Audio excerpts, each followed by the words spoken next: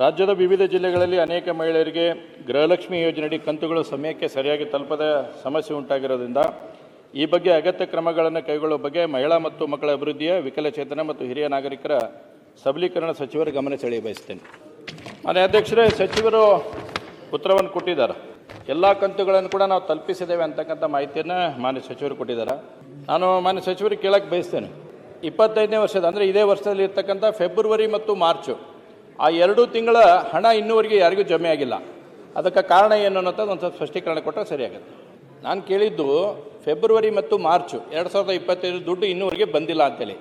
ಅದನ್ನು ಬಿಟ್ಟು ವಿಶ್ವದ ಹಿಡಿದು ಎಲ್ಲ ಹೇಳಿದರು. ಅದ್ರ ಬಗ್ಗೆ ಫೆಬ್ರವರಿ ಮತ್ತು ಮಾರ್ಚ್ ಹಣ ಯಾಕೆ ಬಂದಿಲ್ಲ, ಇನ್ನೂವರೆಗೆ ಯಾಕೆ ಬಿಡುಗಡೆ ಆಗಿಲ್ಲ, ಅದನ್ನು ಸ್ಪಷ್ಟೀಕರಣ ಕೊಡ್ರಿ. ನೀವು ಹೇಳಾಕತ್ರಿ 23 ತಿಂಗಳದ್ದು ಕೊಟ್ಟೇನಿ ಅಂತ, 23 ಕಂತು ಕೊಟ್ಟೇನೆ ಅಂತ ಹೇಳತ್ರಿ. ಆಸ್ ಪರ್ ಮೈ ರೆಕಾರ್ಡ್ಸ್ ನಿಮ್ಮ ಸರ್ಕಾರ ಅಧಿಕಾರಿಗಳಿಗೆ ಕೊಟ್ಟಿದ್ರ ಪ್ರಕಾರ ಫೆಬ್ರವರಿ ಮಾರ್ಚ್ ಇನ್ನೂವರೆಗೆ ದುಡ್ಡು ಹಾಕಿಲ್ಲ. ಬಟ್ ನೀವು ಇವಾಗ ಹೇಳ್ತಾ ಇದ್ರೆ ನಾವು ಹಾಕೇವಿ ಅಂತೇಳಿ 23 ಕಂತು ಅಂತೇಳಿ. ಇನ್ನೂ ನೀವು ಆಗಸ್ಟ್, ಸೆಪ್ಟೆಂಬರ್, ಅಕ್ಟೋಬರ್, ನವಂಬರ್ ಮಟನು 3 ತಿಂಗಳಿದ್ದೀಗೂ ಬ್ಯಾಲೆನ್ಸ್ ಐತಿ. ಅದು 3 ತಿಂಗಳು ಯಾಕೆ ಬ್ಯಾಲೆನ್ಸ್ ಇಟ್ಟಿರಿ ಅನ್ನೋದು ಹೇಳ್ರಿ.